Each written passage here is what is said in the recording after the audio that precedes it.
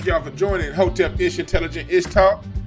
We got a lot of shit to talk about. This is like one of those broadcasts. I had to come to y'all when I saw what was going on this morning, and I heard this little story about Joe Biden talking to these niggas like the slave master he think he is, and like the slaves they act like they are. This shit was hilarious. So I was like, no. I gotta stop what I'm doing, and I gotta bring this to the people. We still gonna have our broadcast tonight with Siddiqui Bakari, where we talking about metaphysics and what to look out for into 2021. But right now, we gotta talk this current news, this intelligent ish talk, this intelligent shit talk.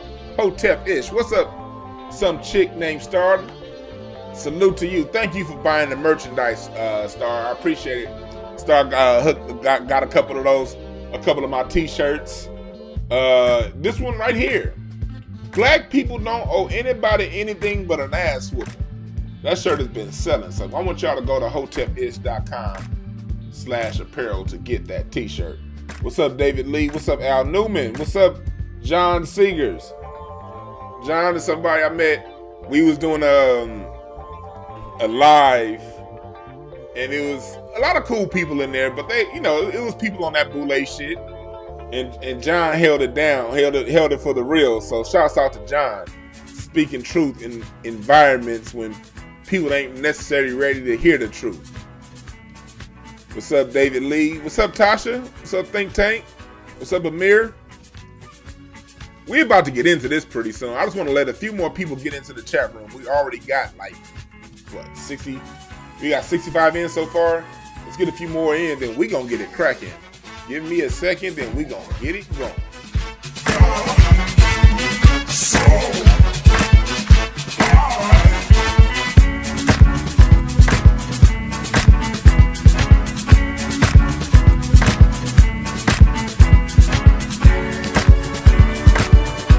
Like, share, subscribe. Like, share, and subscribe. Like, share, and subscribe.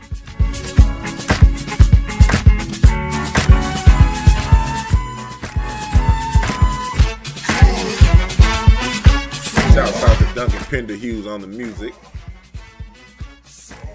We gonna get going. This is what we gonna do. We gonna start out with.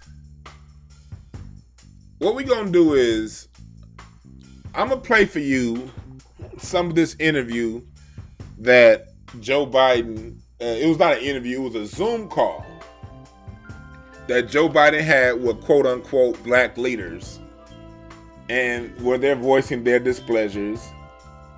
And basically, Joe Biden puts them all in check and tells them, look, basically, motherfucker, I'm a pimp named Joe, you dig? I ain't giving you shit because I ain't promised you shit. You need to take what the fuck we got to give you because I'm a pimp named Joe. That's basically what he tells these dudes. So let's start the interview. This is from The Intercept. I always got to give shouts outs and salute to where I get my information. They cut it up. You can find the full interview other places, but I have a link to this particular article that I have here in The Intercept. And so we're about to get it cracking. Thank y'all again for joining us. Breaking news. And I want to give a shout out to, I saw Vicky Dillard. She mentioned this a little bit. Trill Boxing talked about this a little bit. But I was like, no. I saw them doing I heard that they did something about it, so I want to make sure I give them a salute. Check out those channels.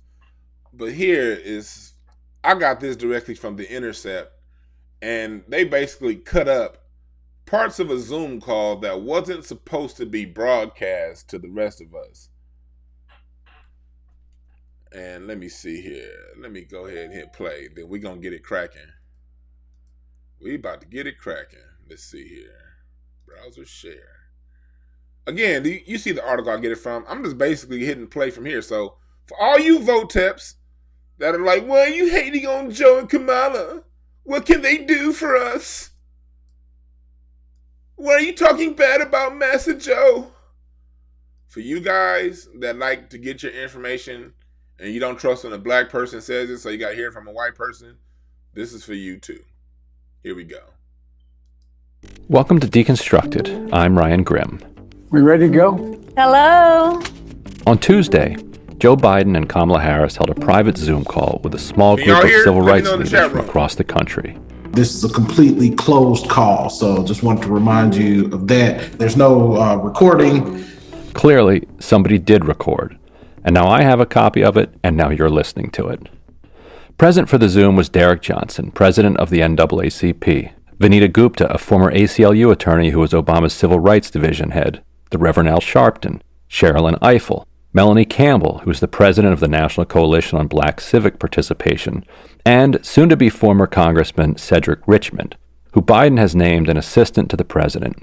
In many ways, it was a Zoom call like any other. All right, I'm going to stop it right there so we can go. And I want to first set the table of who is in on this Zoom call. Let's get a picture. Let's show who.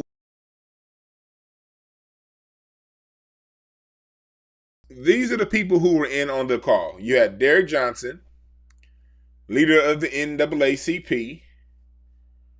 He kind of looked like a 1980s small forward. Somebody that played for like the Denver Nuggets or something back in '83. He just got that trot mouth. Yeah, so you have Derek Johnson from the NAACP. He's there.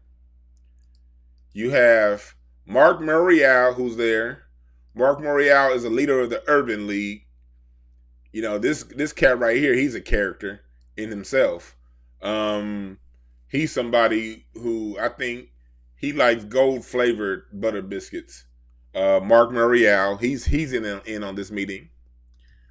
You have Al Sharpton that's there. Al Sharpton, you know, he came right after his perm appointment and his morning workout to attend this Zoom meeting. You have, that's Mark Morial again. You have Cedrick Should. Cedrick Should, for those who don't know, that's the guy that Biden just appointed to his cabinet. Quick little side note about Cedrick Should. Cedrick Should is the dude that,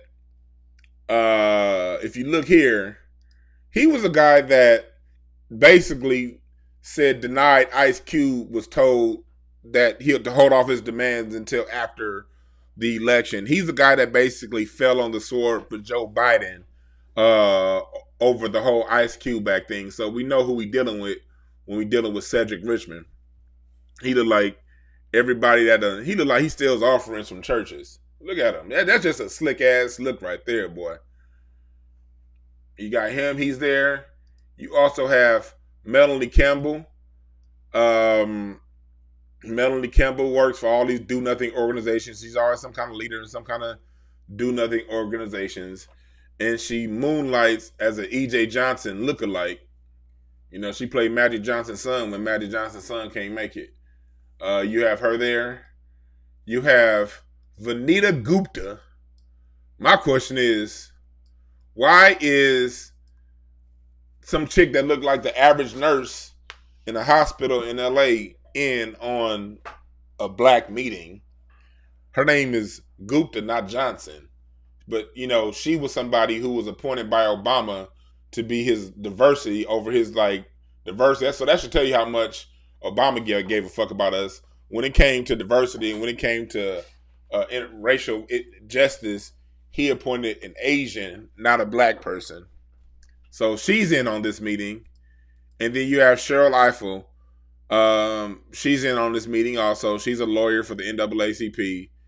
She kind of looked like if Kanisha's mom on Lean On Me, if Kanisha's mom got a job and became a lawyer, you know, she would look like Sherilyn Ifill. You know, remember Kanisha from Lean On Me?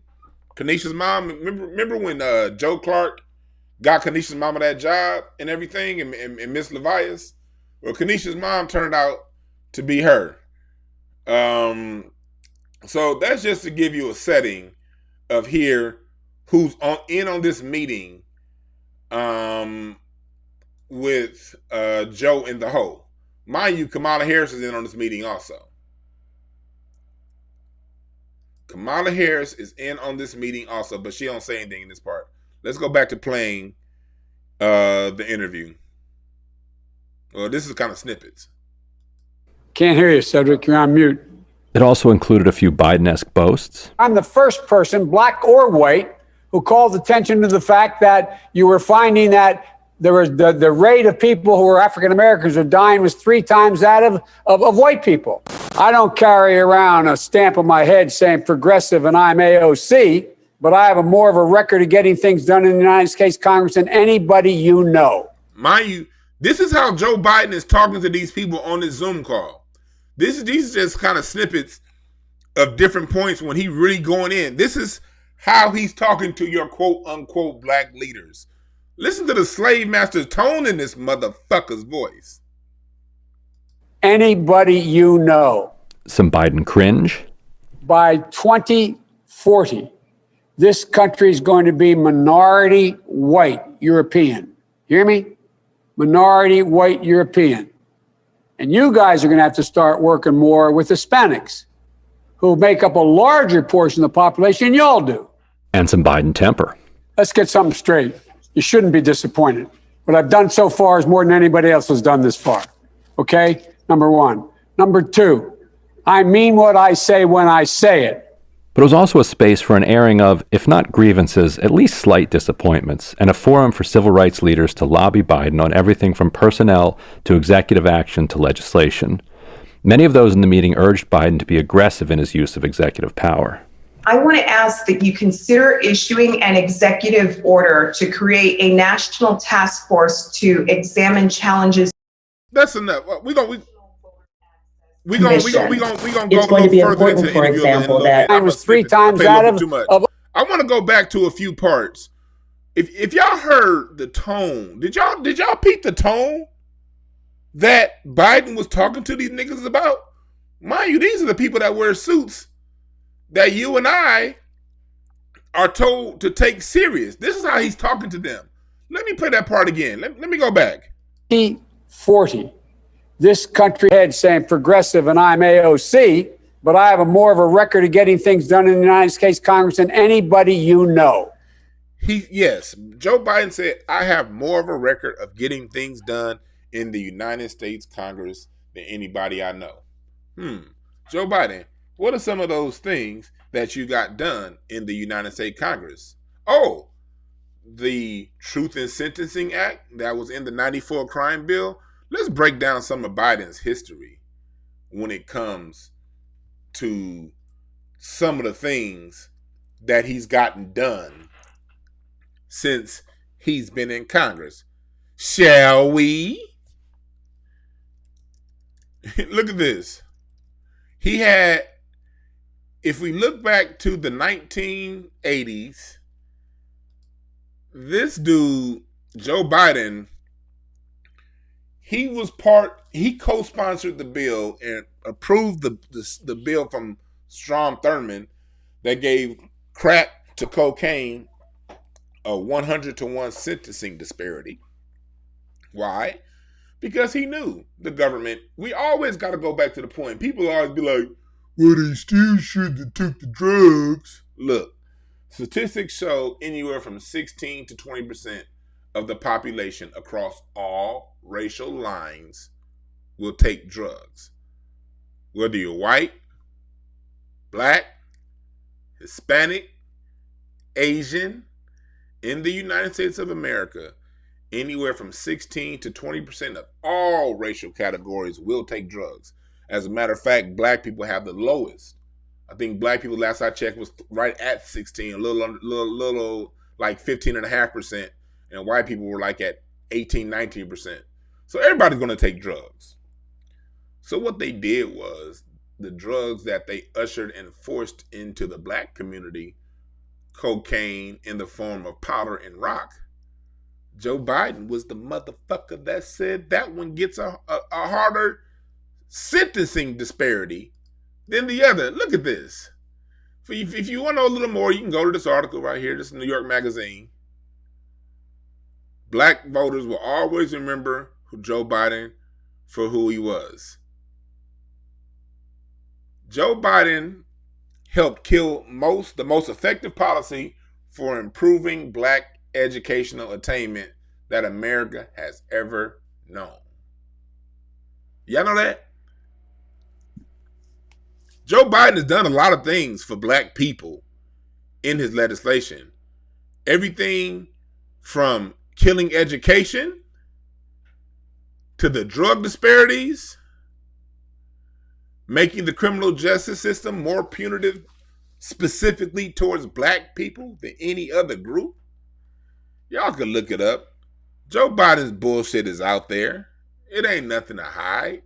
So he basically talks about himself as he's been a help for black people, and none of these niggas talked about none of this shit that he's actually done and called him to the carpet.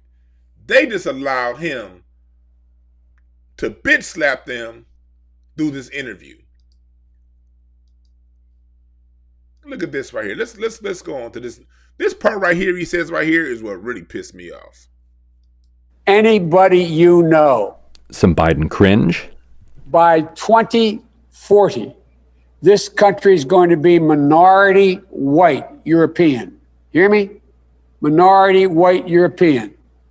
And you guys are going to have to start working more with Hispanics. Look at that. Right there. This racist motherfucker, this country is going to be majority Hispanic and minority white. You guys, you saw how violently he said that, you guys? He didn't say Americans are going to come to have to work together. He didn't say tax-paying citizens of the United States have to come together. He didn't say we're all in this together and we're going to work this out together. None of these talking points that you dumbass Votep Negroes say he's going to do before y'all vote. He didn't say none of that shit y'all saying he was going to do. Y'all said, well, maybe he's going to work with us better than Trump did. No. This motherfucker Joe said, you guys. He basically told black people, look, we basically bringing in all these Hispanics to lord over you.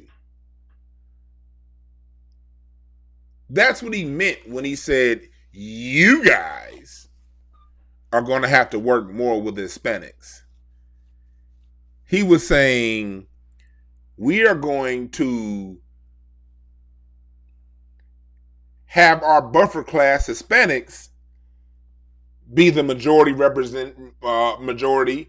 That's a dog whistle to Hispanics. Like, look, basically saying, look, we giving you motherfuckers control over these niggas when we in the minority. And for anyone who's had a job working with the Browns, you know how they are when it comes to how they interact with black people. And this isn't when it comes to individual. I got some cool ass Mexican friends, man. Hispanic. I don't know too many Puerto Ricans. I'm from LA, so all the Hispanics I know is either Mexican or El Salvadorian. And I know quite a few cool Mexicans on the individual level. But on a group level, we know how those motherfuckers act when they get the numbers. They act more white supremacists than the white supremacists. Quick little story. Y'all know me. I've been having y'all come with me on this journey as I discover my family history a little deeper and deeper and deeper. I found some addresses of where my family moved to in the 1920s when they migrated to LA from Benton Harbor, Michigan. I think it was 1916, sometime around there. And I got an address of where my family moved to. And they moved over there off of King Boulevard and Trinity. It's over where the Carnation Milk Factory is. The house is no longer there because the Carnation Milk Factory is now there.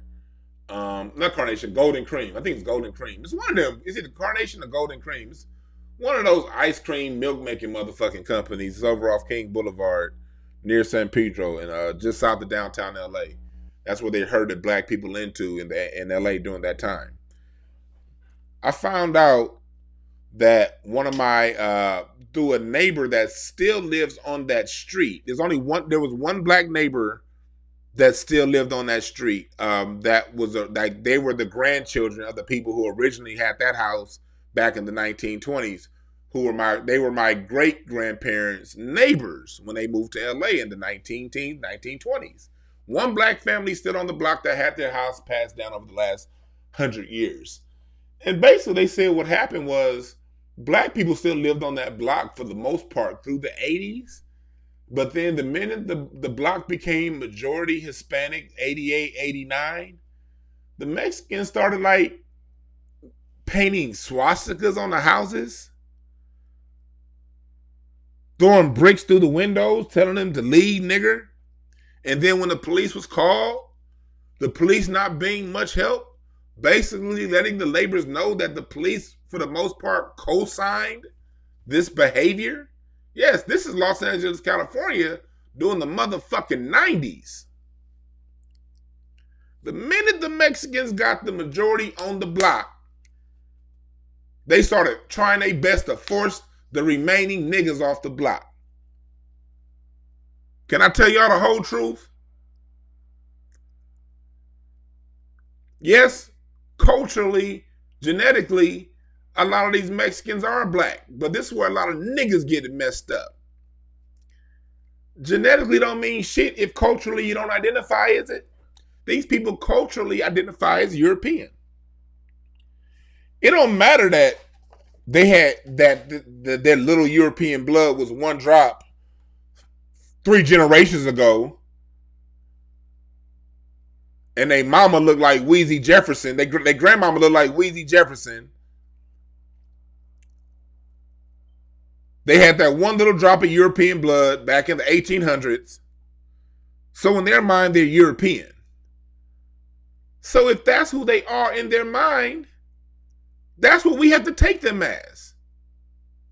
We can't go around and be like, oh, but they look this way, so no, they're going to be more like me because they look more like me. Look, here's another dumbass argument. When the police pull black and brown over, they don't see black and brown. They just see somebody that ain't white, and they treat them all the same. No, the fuck they don't. No.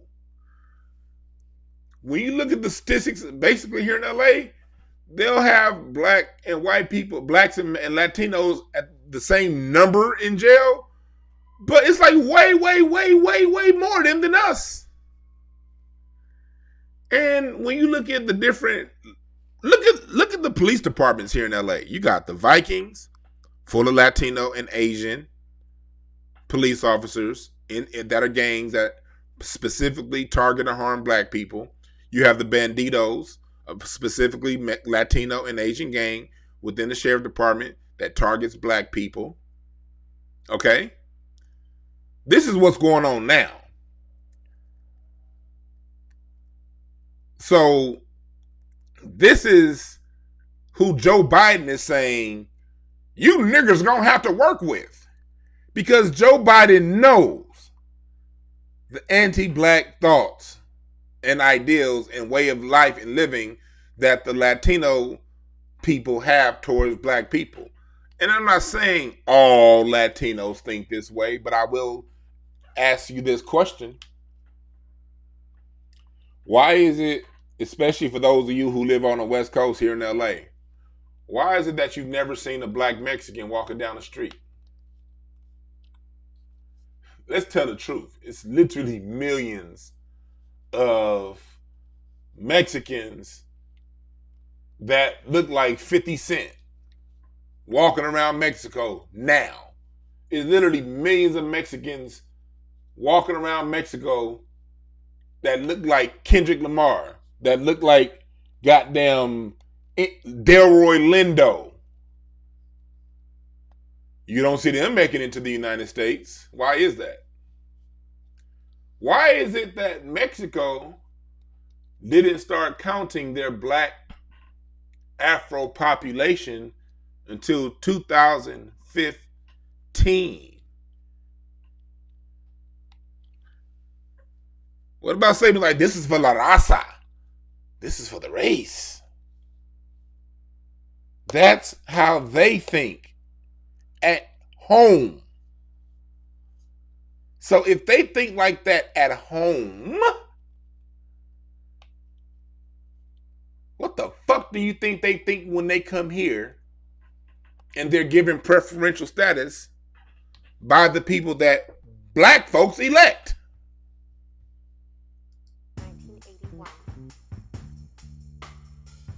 Think about it. Let's play a little bit more of this interview. Let's go back and play a little bit more of this interview. Who make up a larger portion of the population than y'all do. And some Biden temper. Let's get something straight. You shouldn't be disappointed. What I've done so far is more than anybody else has done this far. Okay? Number one. Number two, I mean what I say when I say it.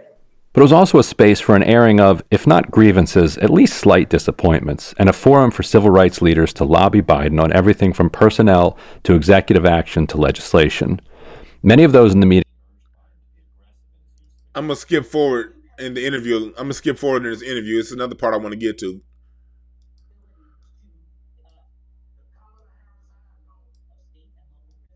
Right.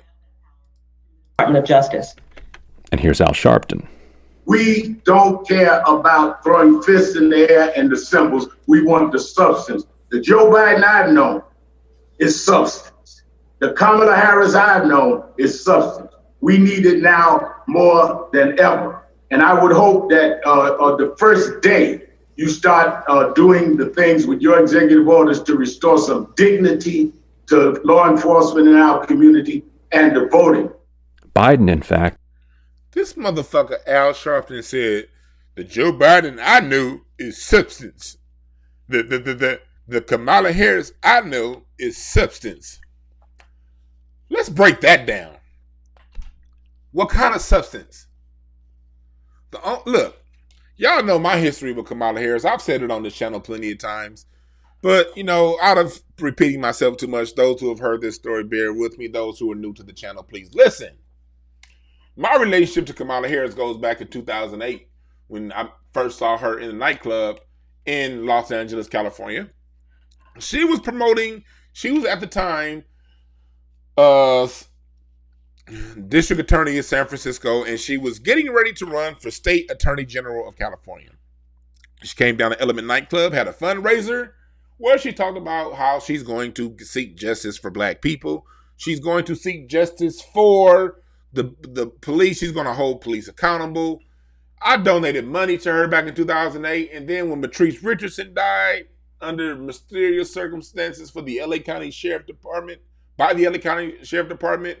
Kamala Harris ran on talking about getting justice for Patrice Richardson, even going so far as to reach out to her family and personally promise them justice. When she got elected, she changed her phone number. Same thing with Stephen Clark in Sacramento 2016 when she was running for California Congress, for a seat on the California State Senate. The Senate as a representative of the state of California. She told the family of Stephen Clark that she's going to seek justice for the family of Stephen Clark, who was killed in his own backyard at his grandmother's house. And then the minute she got her political appointment, she did nothing. Kamala Harris, what she did do tangibly was put black women in prison for not sending their children to school. What else did Kamala Harris do tangibly? Kamala Harris tangibly put more people in prison, and by default, black people, in California State Attorney General history. California has a long history of knocking up the Negro population. Remind you, California was once the state that Governor Reagan resided over and implemented his racist policies long before he implemented them racist policies with the United States when he became president in 1980. Why am I saying this? If we're talking about the tangible things Kamala Harris has done in relationship to black people, the only thing tangible that we can hold on to is Kamala Harris separating black families, giving them long numbers.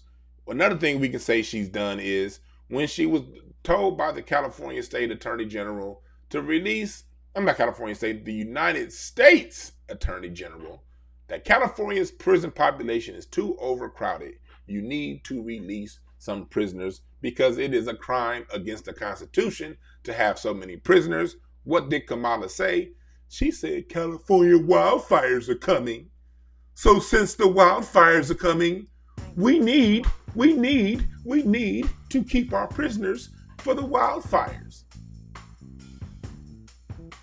These are the tangible things Kamala Harris has done.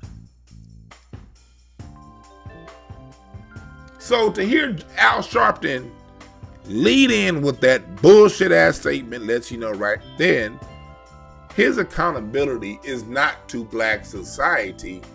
Al Sharpton's accountability is to appease white people in power, to appease government and power. When your primary focus is appeasing those in power and not holding those in power accountable for the things that they have done to us, I got a question for those in the chat room and anyone here listening. Can you trust that motherfucker?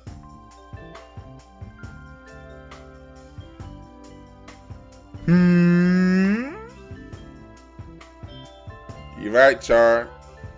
Kamala Harris is not to be trusted.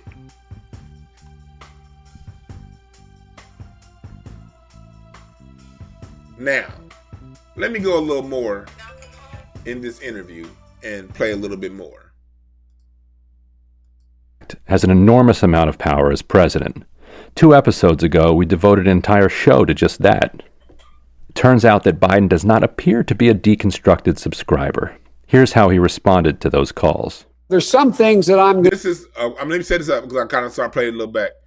This is Joe Biden when he was basically asked by a few of these mammies and Negroes on this call to use his executive order power to get things cracking and helping black people. And this was Joe Biden's response. Constructed subscriber. Here's how he responded to those calls. There's some things that I'm going to be able to do by executive order. I'm not going to hesitate to do it. But what I'm not going to do is I'm not going to do what used to, Vanita, you probably used to get angry with me during the debates when you'd have some of the people you were supporting say, on day one, I'm going to executive order to do this. Not within the constitutional authority. I am not going to violate the Constitution. There is a Constitution. It's our only hope. Our only hope. And the way to deal with it is where I have executive authority, I will use it to undo every single damn thing this guy has done by executive authority. But I'm not going to exercise executive authority where it's questioned, where I can come along and say, I can do away with assault weapons. There's no executive authority to do away with that. And no one's fought harder to get rid of assault weapons than me. Me. But you can't do it by executive order. Look at what he did here. You see how Joe Biden slickly threw in a straw argument and answered the straw? This is what you niggas do in the comment section on my page. This is really what, and this is also, this was a presidential version of what LeBron James fans do when you're talking basketball. You talking one thing, and they bring in and answer something totally different you didn't request. Joe Biden's slick shack hat wearing ass. Turn my music back on. Joe Biden straight said, I'm not going to use executive authority all willy-nilly. First of all, I want y'all to go back and check out this article in The Intercept. If you go back, he did a full broadcast 2 days before this particular one, where he breaks down all the different things Joe Biden can do with the use of executive order. We basically see Trump going all willy-nilly for his people when it comes to executive orders. We saw President Obama sign an executive order that gave further protection to police. When these black people are asking for executive orders, they're asking for, when black people are asking for that, we're asking for executive orders in the way that, say, Flint, Michigan, the water. It can be an executive order that funds that water situation getting corrected in Flint, Michigan. It could be an executive order that discriminates these banks from doing the things that they do to us as black people, as far as home law. The new there, because you know how it is. The country creates a law, and then the corporations finds a way around that law. So they used to have redlining, like I said before. They got rid of redlining. Now they redline black people through housing loan amounts to give you a small enough loan amount to keep you in a certain area, or push you totally out the city if that's what they deem. And we've seen these things happen over and over and over and over again. And what happens all the time, like with Kamala Harris and Steve Mnuchin, they settle, no one gets found guilt, they pay some money, and you move on. You can make an executive order making that a criminal action, putting these people in prison who harm black society. These are the type executive orders that black people want. So what did Joe Biden say? He came in with a non sequitur and started talking about guns. Listen, black people ain't the ones out here talking about take the guns. That's a liberal white issue that you get some of these professional white ass kissing black people that sometimes co-sign, but that's not an issue for black people. Joe Biden brought up guns. Like, you like, I'm not going to use, we know you can't use your executive order to stop the guns. Fool, we ain't asking for that shit. We asking that you punish police. We asking that you punish people that harm the greater good of black society. You're right, Manny Lamont. That ain't his dementia. That's how Joe's always talked. That's how the media has always talked. That's how Joe Biden has always talked. This ain't no damn dementia. This is Joe segregationist Biden. Joe, his mentor was Strom Thurmond Biden. Joe, the last Dixiecrat Biden.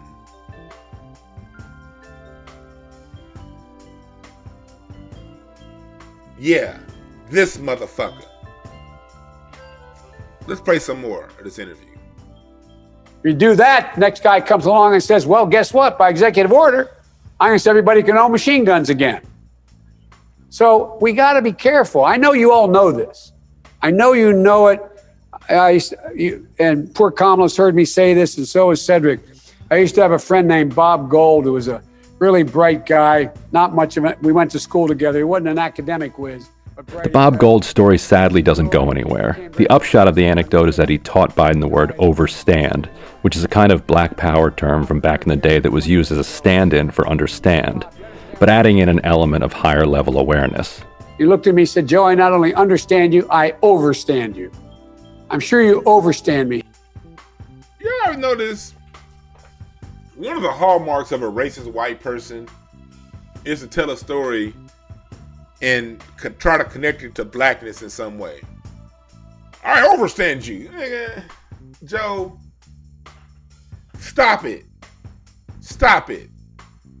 This nigga trying to repeat jive he learned in the 60s on a conference call in 2020.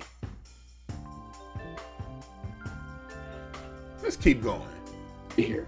Biden also heard from the NAACP's Johnson, whose organization, among many others, had been pushing to have Representative Marcia Fudge named as Agriculture Secretary. The Biden camp had been leaning toward picking Tom Vilsack, who had also served as Obama's Secretary of Agriculture.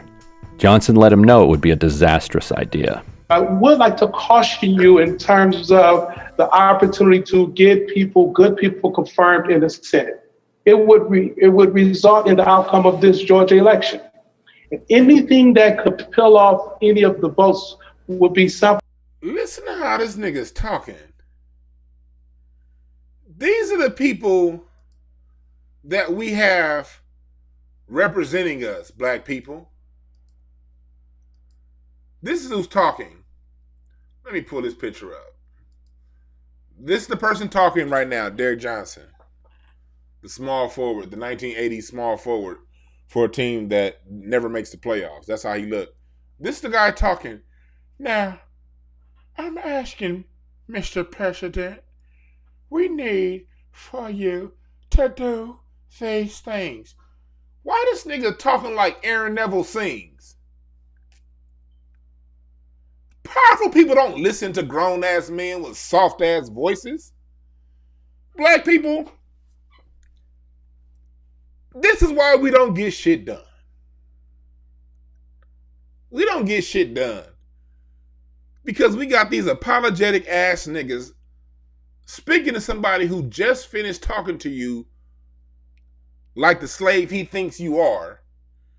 And you kind of come in, Mr. President,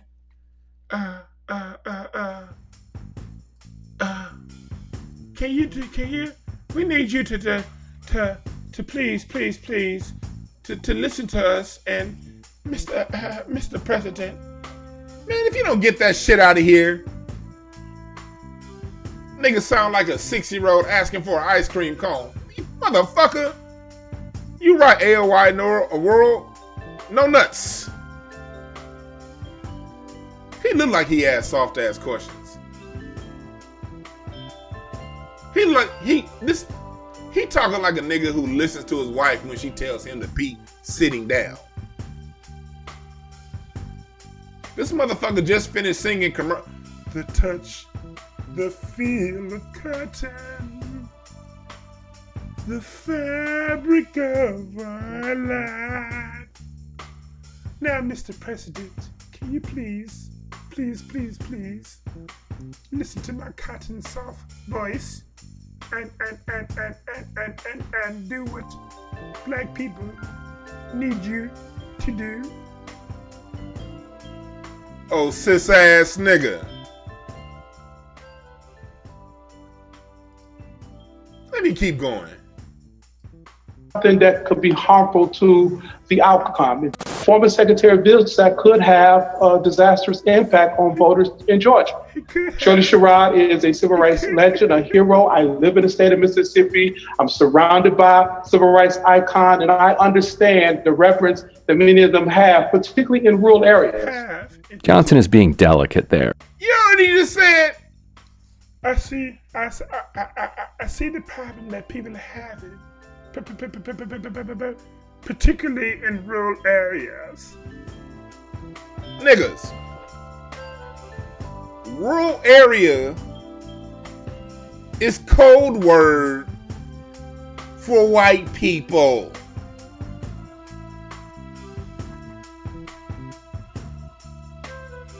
When politicians say we're going after the rural vote, that's a code word for meth head, poor, dick sucking, cousin fucking white people.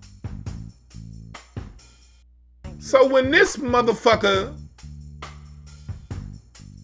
came in talking about and rural areas, he's on the phone with black people, talking about black people, and caping for white people. These are our so-called quote unquote black leaders. When Votep say we need representation in the room, when they say representation matters, this is your representation right here. A nigga talking about poor white people.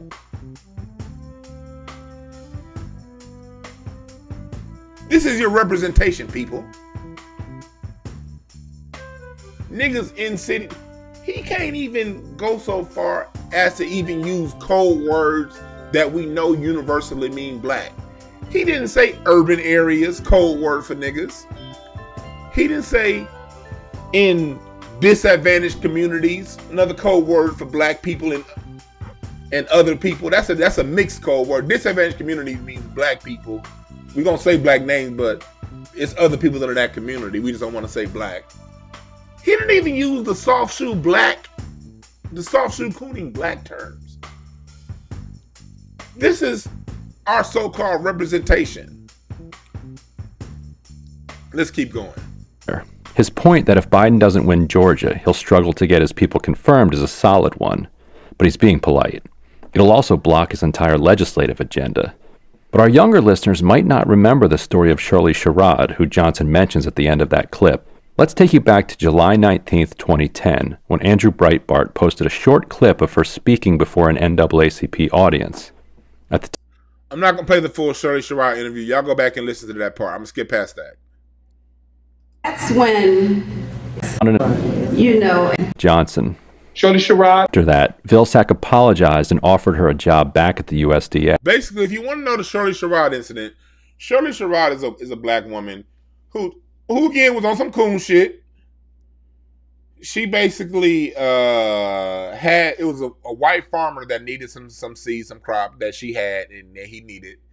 And he basically got screwed over by a white lawyer. So he came back, she put him in with a black lawyer, and she gave him some seed to help save his farm. But because she initially, in her initial story, she said that she didn't give him as much seed as he wanted. They fired her.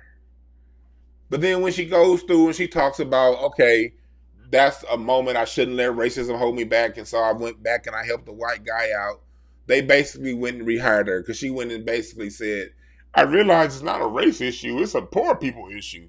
She was on that bullshit, she got a job back, and that's basically the Shirley Sherrod incident. I don't want to play the whole part because there's some shit that would goddamn make your skin crawl if you heard this full story.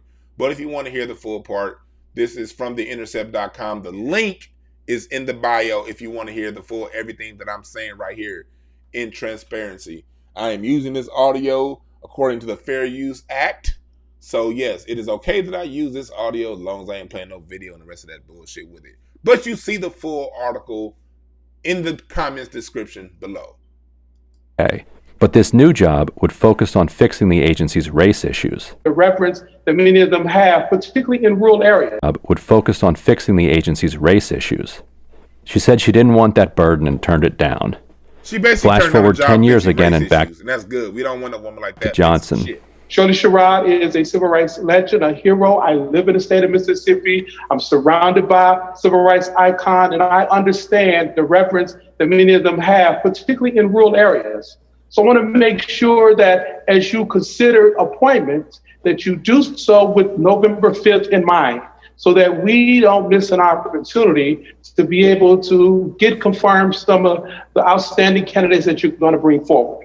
If you decide to take that route, I strongly encourage you to reach out to Ms. Sherrod, have a conversation with her. I strongly encourage you to talk to Black farmers so that you have a clear understanding of the impact any decision can have on the January 5th election.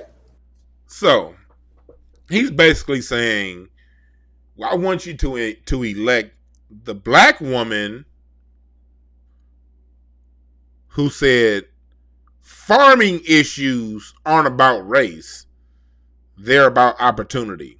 Again, these are the kind of niggas you elect when you say representation matters without checking under the hood to find out who they are. We really got this soft shoe cooning ass nigga saying elect the Black woman who, when faced with racism, told the powers that be that it's not about race. How, what, in any world does that help Black people and Black farmers?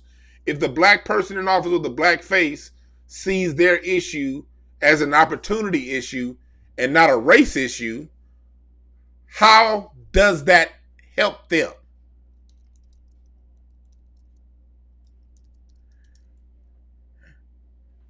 And on top of that,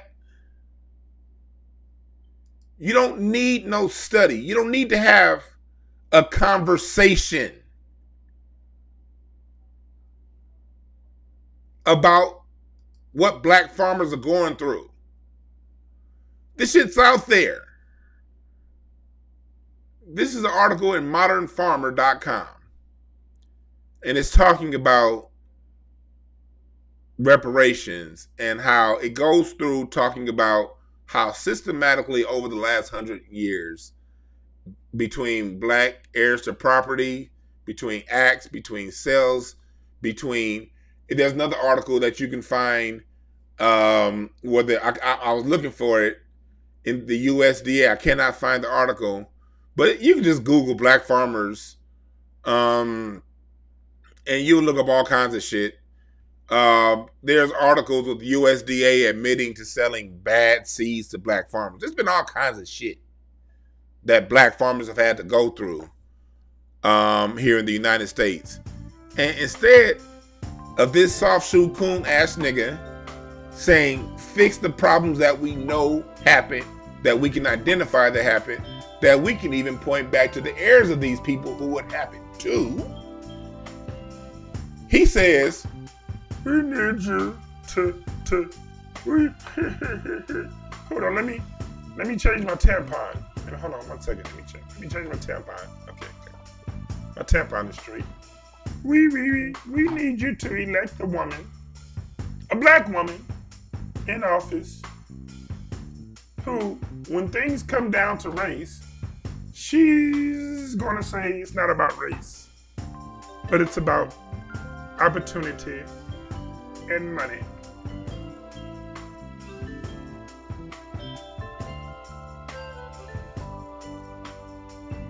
Somebody in the chat room says, I owe Miss Shara an apology. No, you owe me an apology for that stupid ass statement.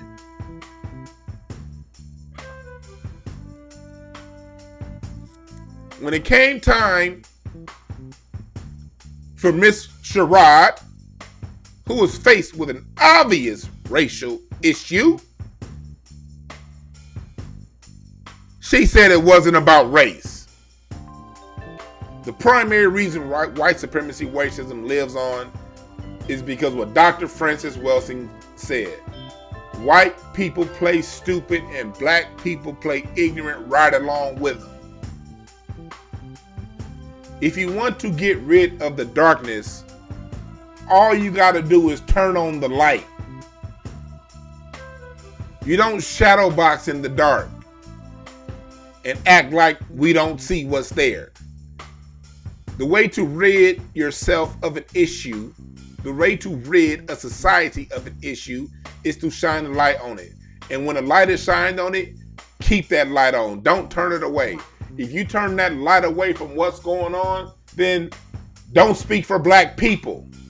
You can be who you want to be. She can be who she is. I ain't tripping. But don't say you speak for black people if when it comes time to talk issues about black people, you say it's not about race. You no longer speak for black people. You now speak for yourself.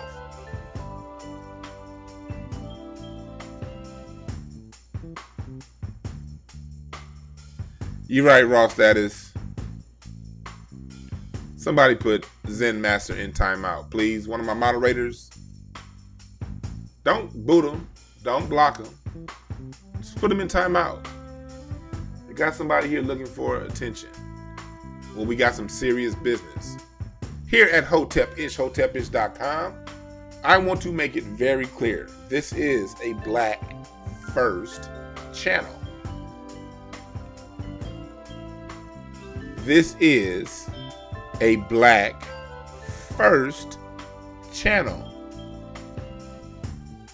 This isn't a place where we fuck around and shuck and jive over the things that matter the most. This channel is open to all. You don't have to be black to listen. You'll see I had non-black guests on here pretty soon. Ida Rodriguez is coming back on. She's already done this show twice. She's gonna do it again. I speak to all kinds of people. I'm cool with all of that. But understand, when it comes time to solve the issues of race, this is a channel that puts black society first.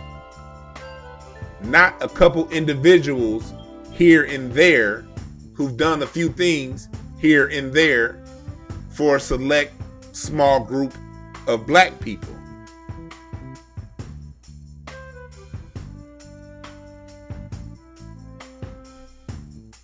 That's how we get down here at Hotepish, Intelligent Ish Talk. The reason why I call it Hotepish is because these people that like to call black folks people ashy hoteps, I want to throw it in their face. Get the fuck away from this channel.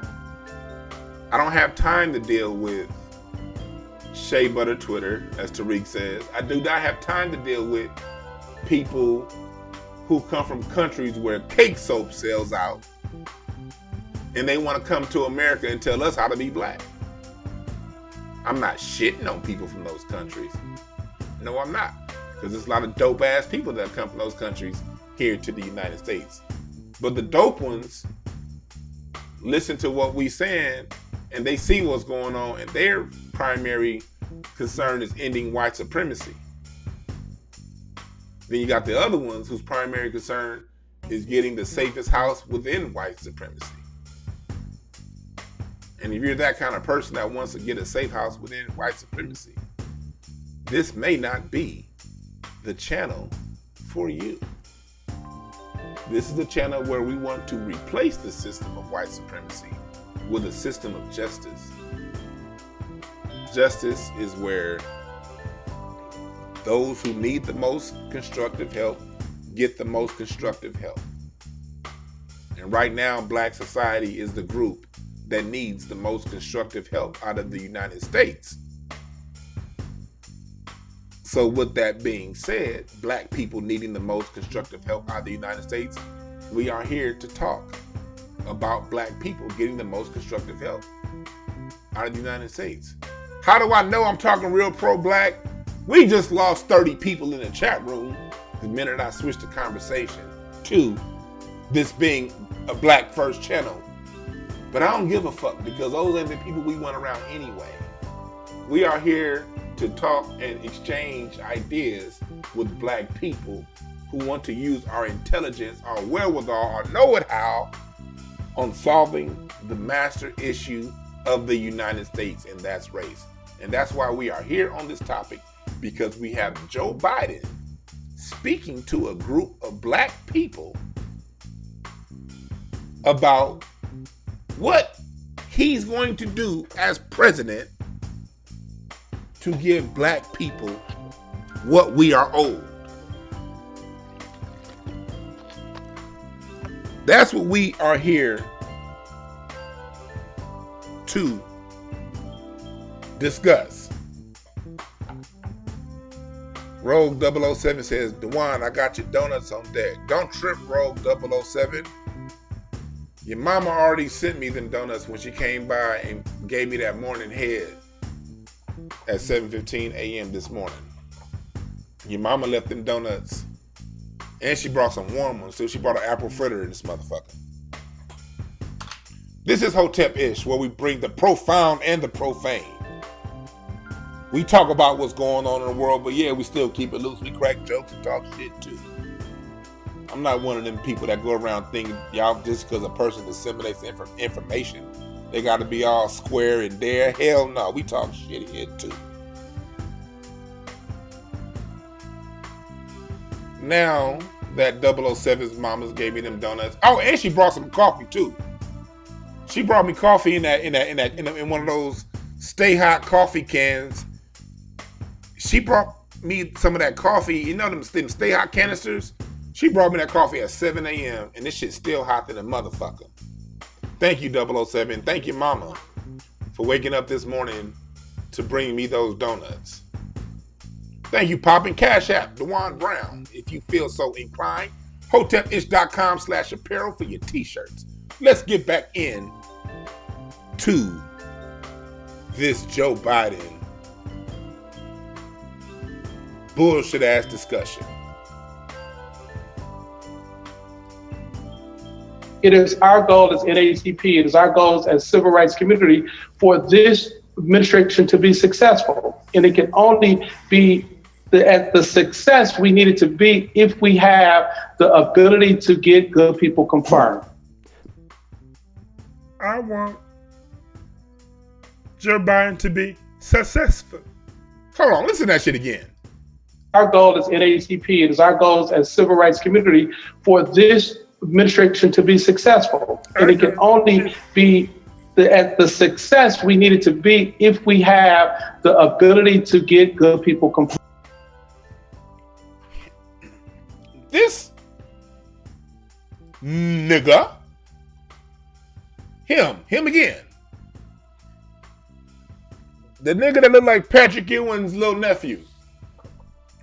He says it's the NAACP's goal that the Biden administration have a successful administration.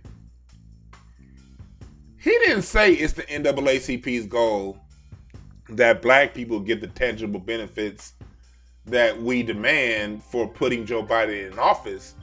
That wasn't the goal of his NAACP. The goal is to give Joe Biden a good presidency. So, Joe, the path to you getting a good presidency is to select and hire the bootlegs that we desire.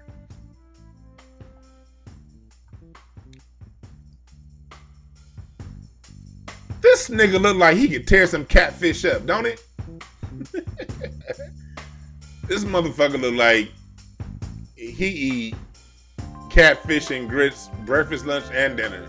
This nigga look like he put hot sauce on his grits and his catfish. Yo, catfish mouth motherfucker. You right, Tasha said, can't take a man with a whiny voice serious. You can't. Any man that talks like Kermit the Frog, but looks like a 6'2" Patrick Ewing cannot be taken seriously. We talk shit about immigrant coons. This is an internal foundational black American coon right here. I looked up his history and I didn't find anything of any non-foundational black lineage. There may be something that I'm missing, but this is one of ours. Unfortunately, in-house. But as people who question us talking about the outside immigrant coons that we have to deal with, like Kamala Harris, we check our coons. We don't. NAACP is a white-run organization, and it always has been from day one. And they've always known how to find internal coons within black society and put them out front. That's why, for the most part, black people don't take the NAACP serious. Same with this nigga, Mark Morial, leader of the Urban League. This is another internal foundational black American coon. Sellout, jive, motherfucking coon. This nigga right here, Mark Morial, an etouffee eating ass coon.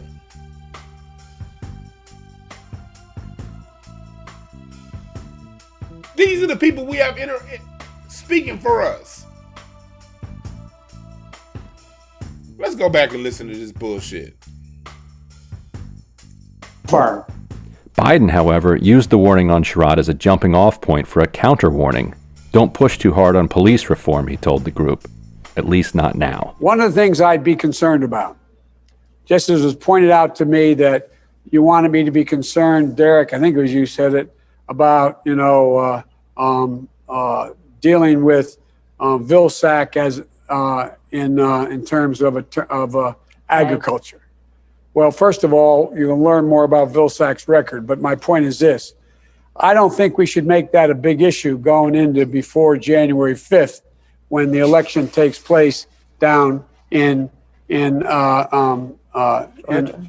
Georgia. This dumbass can't even remember the state. I don't think we should get too far ahead of ourselves on dealing with police reform in that, because they've already labeled us as being defund the police. Anything we put forward in terms of the organizational structure to change policing, which I promise you will occur. Promise you. Just think to yourself and give me advice whether we should do that before January 5th, because that's how they beat the living hell out of us across the country, saying that we're talking about defunding the police. Let's break that down.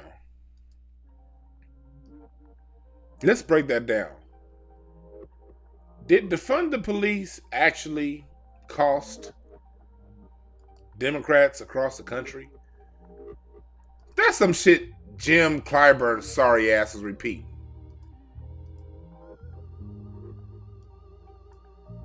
No. Defund the police did not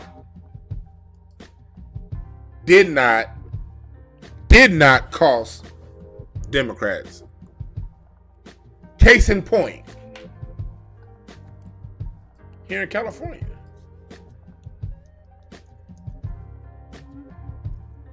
Here in California,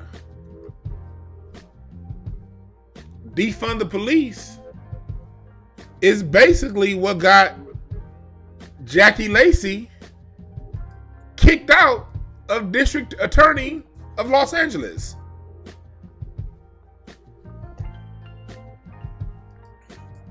Defund the police is what got Garcon elected.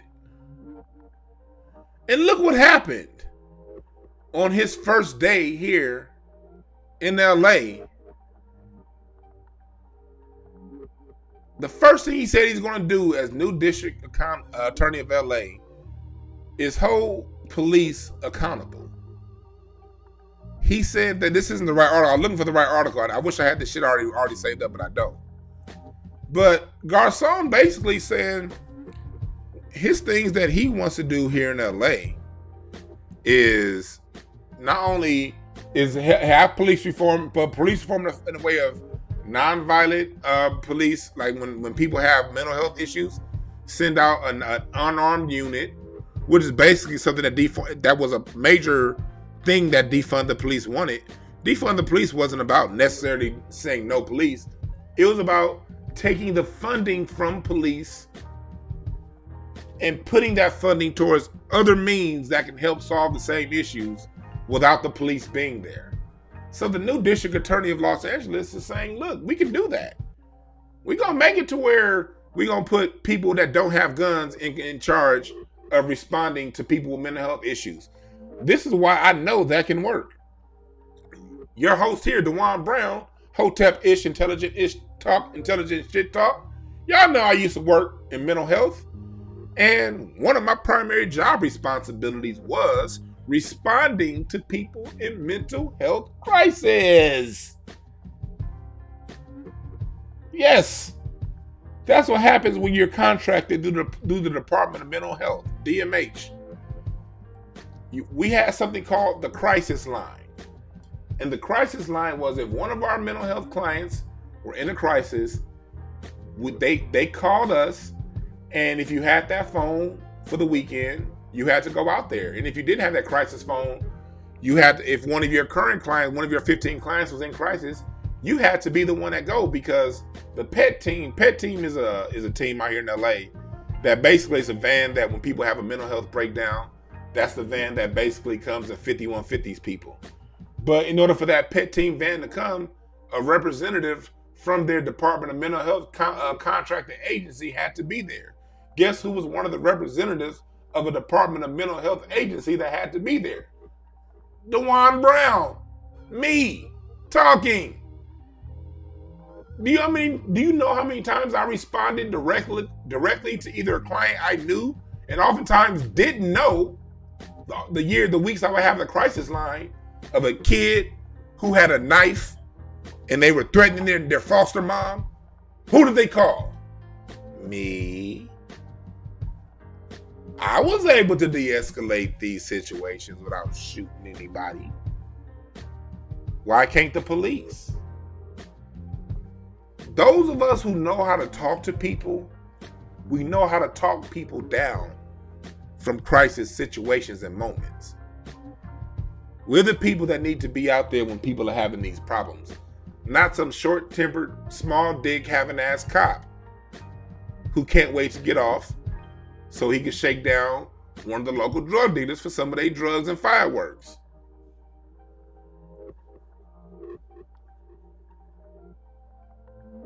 It's working. So for him to say defund the police is something that's unpopular, that's a lie. Why is Joe Biden saying don't say and bring up defund the police? Why? Because he wants to control their agenda. If one of those senators brings up defund the police and talks about taking money and power from law enforcement, they're going to be held to that standard once they get into office. So yes, Joe Biden wants his side to win, but only if that win means we don't have to do something for you niggas.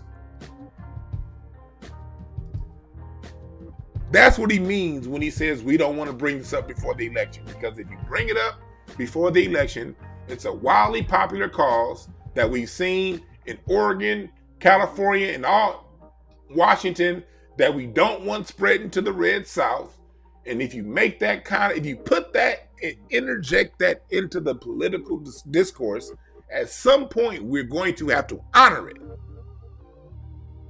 So continue with the benign neglect policy that politicians have had towards Black America since 1969. Promise them niggas nothing.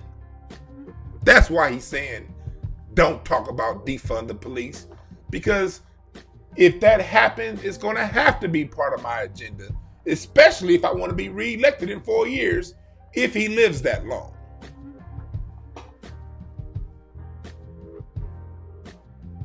Let's listen to the last of the part. We're not. We're talking about holding them accountable. I just raised it with you to think about. How much do we push between now and January 5th? We need those 2 seats about police reform, but I guarantee you there will be a full-blown commission. I guarantee you it's a major, major, major element.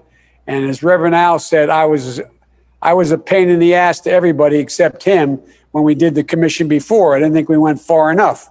We can go very far. It matters how we do it. I think it matters how we do it. As I learned early on, it's all right to question your opponents, and you're not my opponents, any of you. It's always appropriate to question your opponent's judgment. It's never appropriate to question their motive, even if you know it. Because once you question their motive, you're done.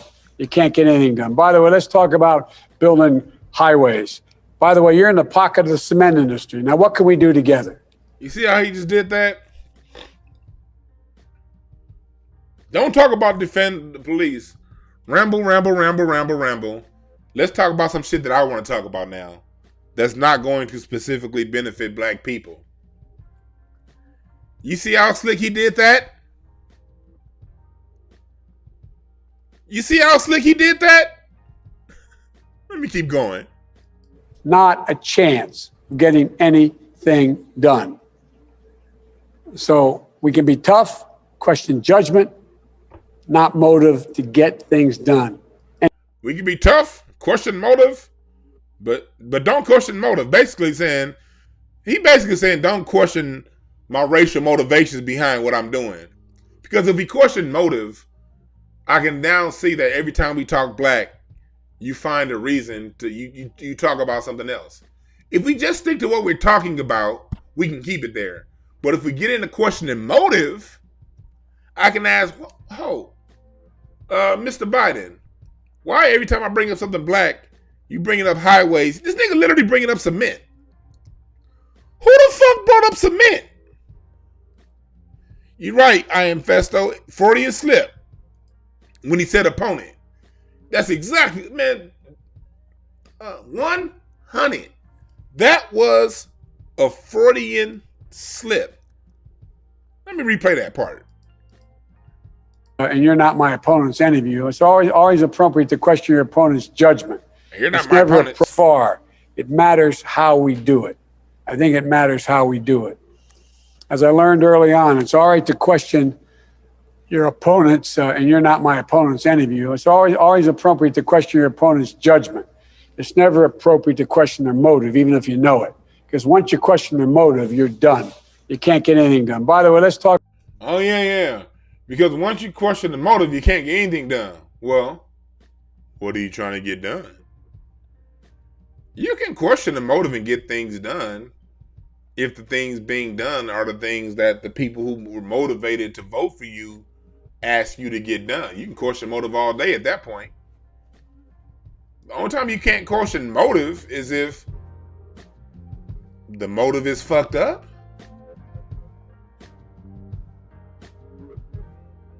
Talk about building highways. By the way, you're in the pocket of the cement industry. Now, what can we do together? Not a chance of getting anything done. So we can be tough, question judgment, not motive to get things done. Anyway, I'm going to yield to my vice president. And there you have it. There you have it. There you have it. There you have it.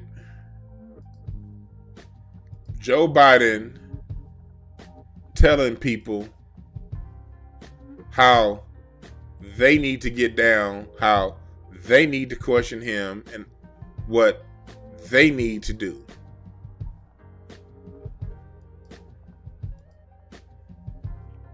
Let me play this part for you. I want to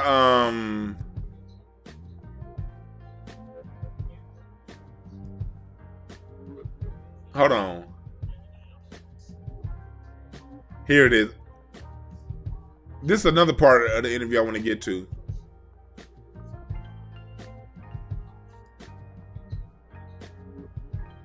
Here we go.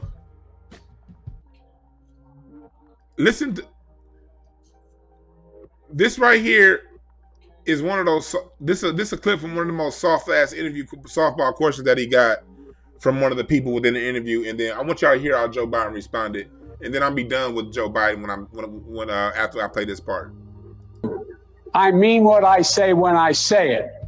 I mean what I say when I say it. I'm the only person who's ever run on 3 platforms that I was told could not possibly win the election, and I never ceased from it. One was on restoring the soul of this country because of what I saw happen in Charlottesville. That was it. No one else was talking about it. The words of presidents matter. Nobody else, no progressive, was talking about it. I did. So I just wanted you to hear the tone. That's how, again, I just wanted to play to see how he's talking to so-called civil rights leaders. And as you see here on the screen, these are all the people who were on that conference call. I do want to highlight one person on this call. She didn't say anything. She didn't speak during the interview, but she's still here. And I want to bring attention to this. Her, Vanita Gupta, on the Obama administration for diversity. I have a question. Why is she here?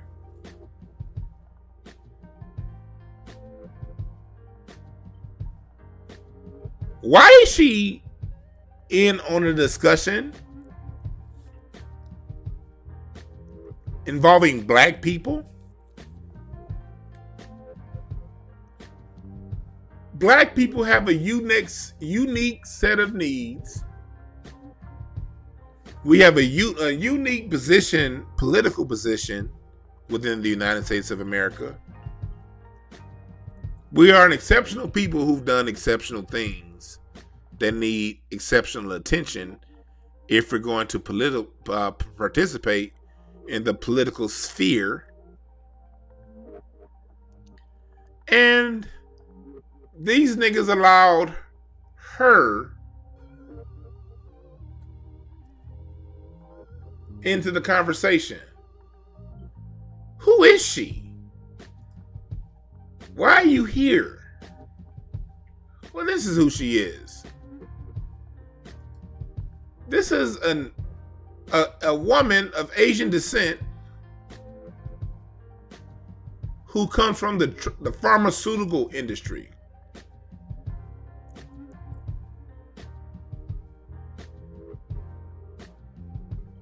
Why is an Asian whose work career comes from the pharmaceutical industry speaking to and about black people in black people's affairs? Are black people allowed to speak in immigration affairs for Indians?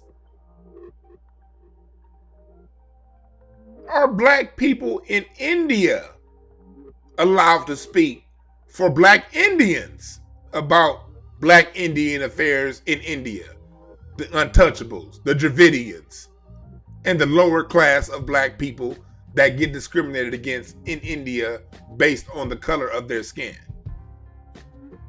Are they even allowed to speak for Indians?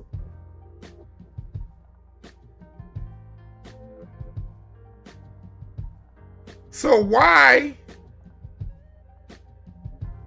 is this extra in the Golden Child speaking for black people? Why is the person that created the formula for Jackie Chan to win his last 15 action thriller movies in China speaking for black people?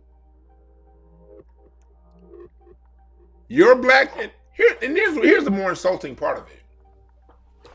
In that same room, you have so-called black people that speak for black people in that room. Why are they cool with this?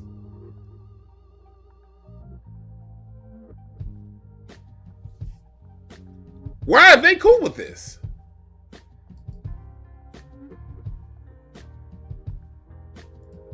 Let's talk about Cedrick Richmond for a second. This nigga. Cedrick Richmond. Cedrick Richmond is a brother, or I'll use that term loosely, who is now gotten a high up position and appointment by Joe Biden. Somebody who, back when Ice Cube said the Biden administration told him he was going to meet after the election with them, Cedrick Richmond was the black person that fell on the sword for Joe Biden and lied for the Biden administration on Ice Cube. This is who they have speaking for black people. Somebody who chose Joe Biden over the greater good of black people. You right, Star. No facial hair. You gotta watch out for these niggas with no facial hair, man. Like, why you cutting all that shit off? Who you trying to impress, nigga? Only people who need to shave all their hair are people who work for valet driving companies. They make them shave all their hair, right? If you're a politician and you shave all your hair, that let me know you conformed. You conformed. Where your goatee at, nigga? Any nigga that's willing to cut his goatee off for a job ain't about to speak up for black people. This motherfucker, he looked like Carlton Banks' best homie at Bel Air Academy in The Fresh Prince.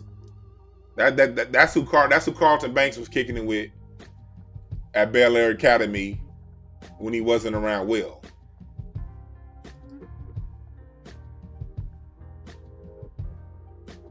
These are the people that they have speaking for us. So, the word of the day is black first. That's the word of every day. Question: are any of these people on camera who allegedly claim to be the ones speaking for black people? Where did you hear anything pro-black and anything anybody on this camera said in that call? And when I say pro-black, I mean tangible benefits that go and resources that are going to go directly to the descendants of American slaves of the United States slave trade. Because remember this, the slave trade was an internal trade. Yes, 300,000 to 400,000, depending on where you look, came from Africa. Salute to the descendants of the people that went through that. But the majority of those that were enslaved didn't come from across the Atlantic Ocean. They came from up and down the Mississippi River. When a free black person on the north would get captured, sold off into a plantation down south. What happens specifically to the descendants of those people? And like I said before, look, man, this ain't about drawing lines. The lines have already been drawn. I like to share this story all the time. Look at this. This is a story of my own family. When I was looking up my family history. What you see on the screen here. I brought this up in a previous broadcast. My 6 times great-granddad was freed by his slave master father upon death in his will. Freed. But due to circumstances, unforeseen circumstances, this article don't say which unforeseen circumstances, my 24-year-old at the time, 5 times great-granddad, had to stay enslaved until his youngest brother became of legal age.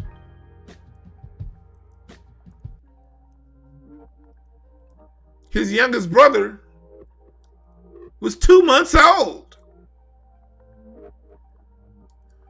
When we say we need reparations, my freed slave family in Natchez, Mississippi got left land that they couldn't keep because they were mulatto/black. This is just one story of acquired wealth taken. So yes, I'm very offended. I'm super offended when people like this say they're speaking for me. No, you don't speak for me, bitch. Give me some vitamin C and a prescription and shut the fuck up and get out of my face. You don't speak for black people. Gupta. It offends me when Negroes like this say we're going to prioritize all these other things before we prioritize black people. It offends me when Patrick Ewing Jr. over here wants to come around and talk like this and soft shoe and ask for things because I'm too much of a bitch to be straight up.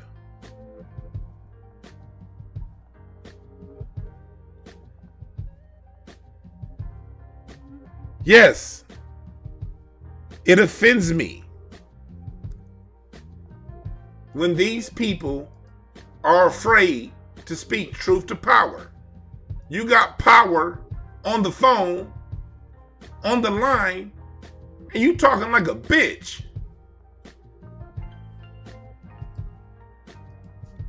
That offends me. Black people, what's the lesson? What's the lesson? What's the lesson? What's the lesson? Look, this goes to show you, you can not wear a mustache like Carlton Banks' homeboy. You can include diversity. You could even look like the legendary Patrick Ewing. You could look like E.J. Johnson, like old girl here at the red right here. You could look like, and you can do all the soft shoeing. You can have all of the credentials, like Melanie Campbell. aka EJ Johnson. She's been with all the coalitions. You got all the acceptable Negroes around that you want. And still not get a motherfucking thing. You could be all that acting soft. That's not a way to get things done. These jokesters on the screen are proving it. They're literally going about this the way that you and I were raised and taught to do it. Be nice, be cordial, wear a suit, pull your pants up, look like a light-skinned nigga that's thinking, put on a perm, like dye your hair, fried dye, laid to the side like Al Sharpton. We have multiple generations of bullshit that was taught to us represented here on this screen. Get a black and brown coalition. Joe Biden basically said that ain't gonna work. All those things they've been saying gonna work. Ain't none of it work. And you got a phone call, a leaked phone call, with all the niggas that's been telling us to do it their way. And Joe Biden basically bitch slapping them all throughout the whole interview. He telling them motherfuckers, you better be grateful for what you got, because I ain't giving you shit. And they taking it.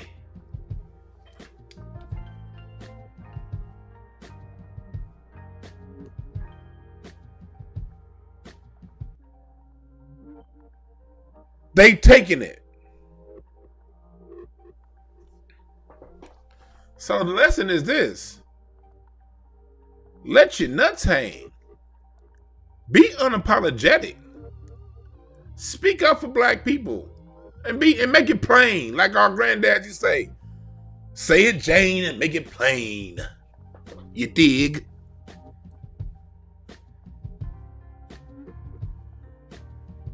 Make it plain. Tell the truth. Be blunt. Because all that soft shoeing, all that do is get Joe Biden to respond the way he responded.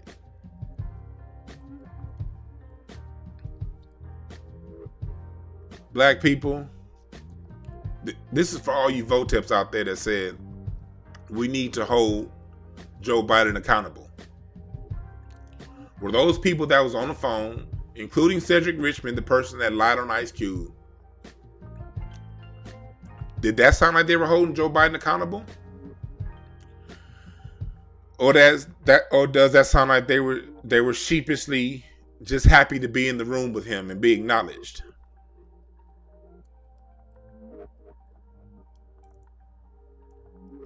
Which one is it? I want to thank you guys for listening. We will be back tonight with Siddiqui Bakari. Siddiqui Bakari, futurist.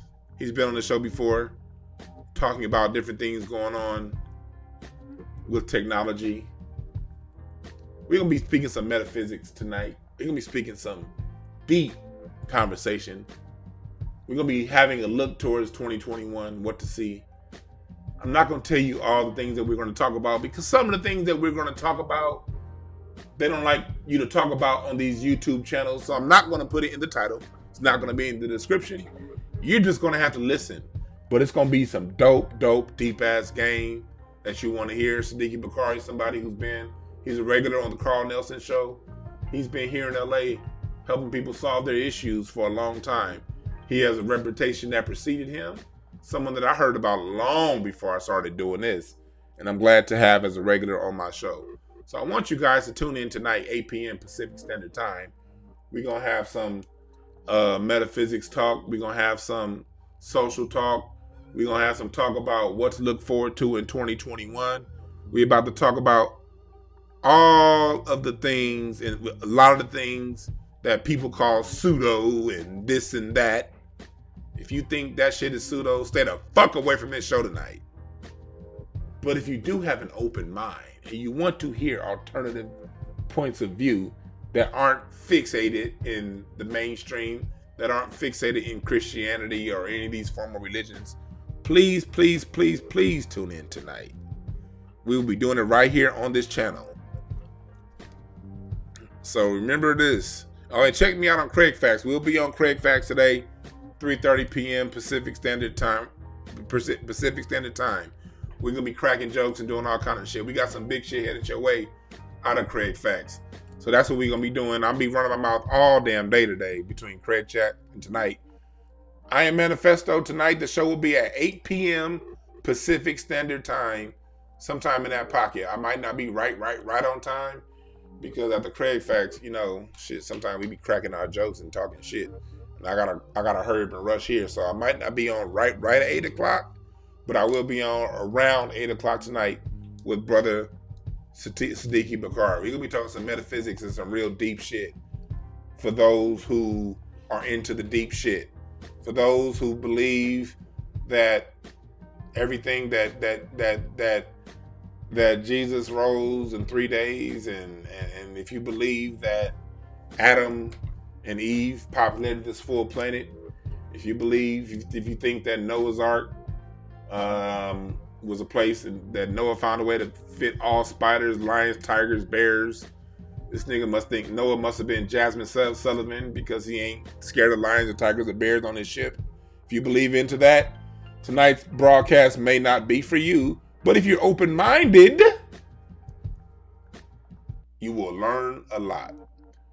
So remember this, there are no perfect messengers, only perfect messages for those who are willing to pick up game. My name is Dwan B. I'm out.